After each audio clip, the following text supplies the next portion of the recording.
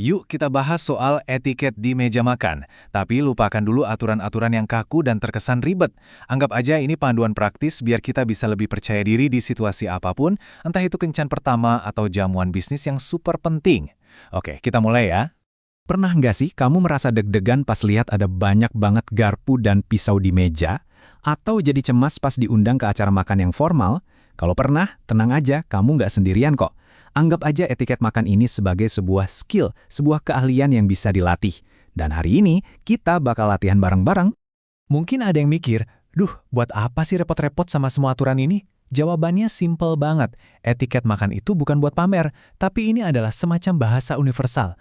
Percaya deh, cara kamu memegang garpu atau meletakkan serbet itu bisa mengirim pesan yang kuat loh. Pesan seperti, saya menghargai Anda, tanpa perlu ngomong sepatah kata pun. Betul, etiket makan itu cerminan diri kita. Ini bisa menunjukkan karakter, rasa hormat kita pada tuan rumah, dan yang paling penting, ini menunjukkan keahlian sosial kita. Dalam dunia profesional, kemampuan membuat klien atau rekan kerja merasa nyaman di meja makan itu bisa jadi sama pentingnya loh dengan presentasi kita di ruang rapat. Dan ini bukan cuma teori loh. Ada cerita nyata tentang seorang pengusaha yang sengaja menjadikan jamuan makan sebagai bagian dari proses wawancara.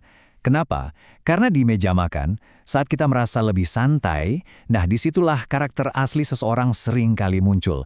Ini bukti nyata banget gimana etiket bisa jadi kunci pembuka atau malah penutup pintu karir kita. Oke, sekarang kita masuk ke bagian praktisnya nih. Percaya nggak? Kesan pertama yang bagus itu ternyata dibangun bahkan sebelum hidangan pembuka disajikan. Ada beberapa langkah sederhana yang kelihatannya sepele tapi dampaknya luar biasa. Ada 3 langkah awal yang krusial. Pertama, ponsel. Tolong jangan diletakkan di atas meja. Itu sama aja kayak bilang, obrolan di HP ini lebih penting daripada kamu yang ada di depan saya. Masukin aja ke saku atau tas. Kedua, sebagai tanda hormat, tunggu tuan rumah mempersilahkan kita duduk. Ketiga, begitu duduk, langsung ambil serbet, buka, dan letakkan di pangkuan, simple, dan kamu langsung kelihatan siap. Nah, ini dia nih, bagian yang sering bikin orang keringat dingin. Melihat deretan alat makan yang banyak banget emang bisa bikin kita ngeri, tapi tenang, sebenarnya ada logika yang sangat sederhana di baliknya. Anggap aja semua itu adalah peta jalan yang udah disiapin khusus buat memandu kamu.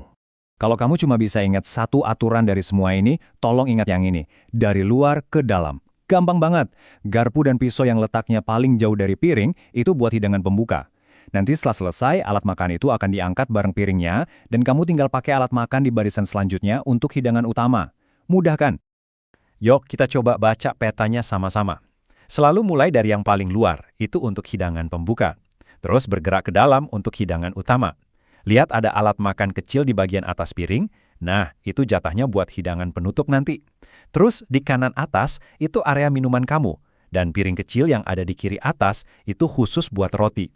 Semuanya sudah diatur dengan sangat logis. Alat makan kamu itu juga bisa jadi alat komunikasi rahasia dengan pramusaji loh. Kalau kamu menyilangkan garpu dan pisau membentuk V terbalik di piring, itu artinya saya lagi istirahat, jangan diangkat dulu. Kalau sudah selesai, letakkan keduanya sejajar di posisi arah jam 4 atau 5. Itu artinya saya sudah selesai, silakan diangkat. Dan ingat, sekali alat makan itu dipakai, ujungnya nggak boleh menyentuh taplak meja lagi ya. Oke, sekarang kita masuk ke inti acaranya. Seni makan yang anggun. Sekali lagi, ini bukan soal jadi kaku kayak robot, tapi lebih tentang gimana cara kita menikmati makanan tanpa mengganggu kenyamanan orang lain. Ada beberapa teknik kunci yang perlu kita kuasai.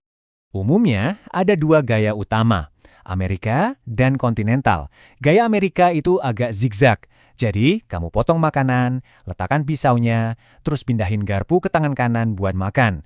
Kalau gaya kontinental, garpu tetap di kiri, pisau di kanan. Nggak ada pindah-pindah tangan.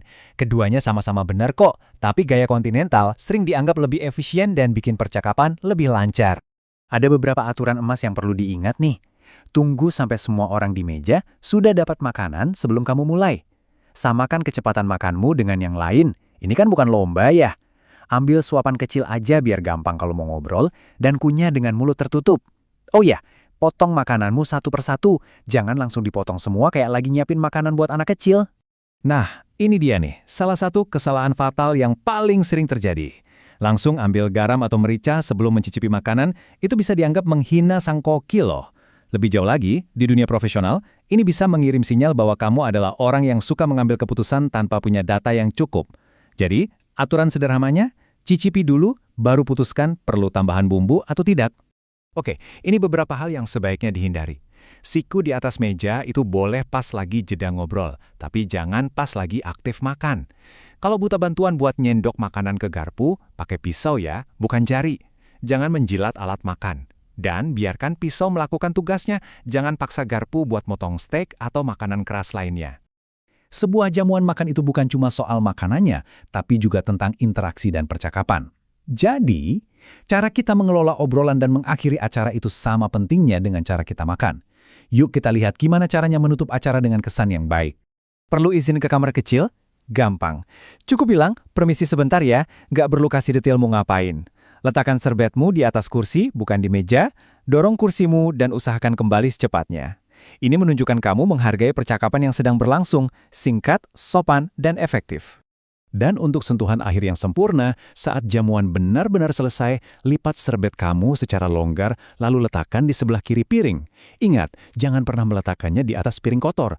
Ini adalah sinyal terakhir yang sopan dan elegan bahwa kamu sudah selesai dan menikmati hidangannya.